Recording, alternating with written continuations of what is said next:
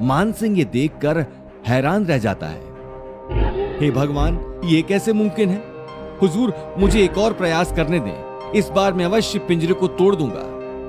मान सिंह जी, मुझे भय है कि यह आपका इकलौता मौका था।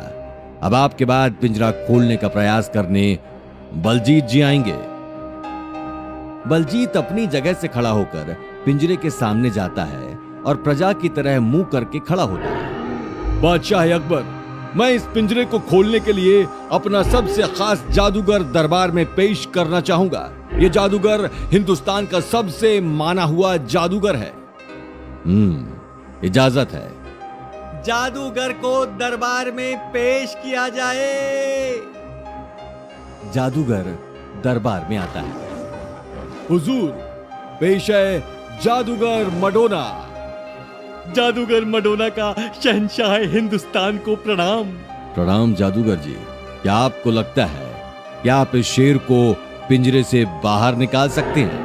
ऐसा कोई काम नहीं हुजूर जो ये जादूगर ना कर सके। अब आप बैठे और मेरे जादू का जलवा देखें। जादूगर पिंजरे के करीब जाता है। मेरा अब बक्सा मंगवाया जाए। जादूगर का बक्सा दरबार में लाया जाता है। हुजूर, इस काम को करने के लिए मैं चाहूंगा कि आपका एक सिपाही मेरा साथ दे। मैं अपने जादू से इस सिपाही और शेर की जगह बदल दूंगा। तभी सिपाहियों की शक्लों पे 12 बज जाते हैं। तो इस काम के लिए कौन आगे आएगा? मैं जाना चाहूंगा हुजूर। क्या? लेकिन तुम क्यों अंदर जाओगे? भरोसा रखिए हुजूर, मैं जानता हूं कि मैं क्या कर रहा हूं। बीरबल अपनी जगह से खड़ा हो जाता है और बक्से के अंदर चला जाता है। शेर के पिंजरे पर भी पर्दा ढांका जाता है। मडोना अपना जादू शुरू करता है। अब्बा डब्बा जब्बा डो, बीरबल की जगह शेर को दो। इस तरह जादूगर अपना जादू करता है और एक तेज रोशनी पिंजरे और बक्से दोनों से निकलती है। अब पर्दा हटाया जाए। पिंजरे पर से पर्दा हटाया जाता है। पिंजरे के अंदर अब बीरबल और शेर दोनों होते हैं। ये क्या?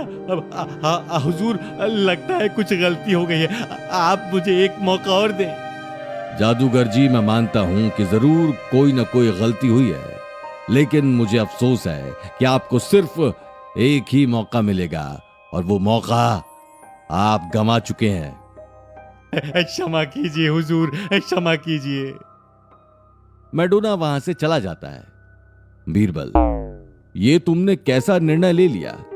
भला इस पिंजरे के अंदर से तुम शेर को कैसे निकालोगे?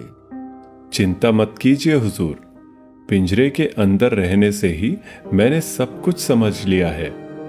बस अब मुझे एक मशाल की जरूरत पड़ेगी। ठीक है सैनिकों।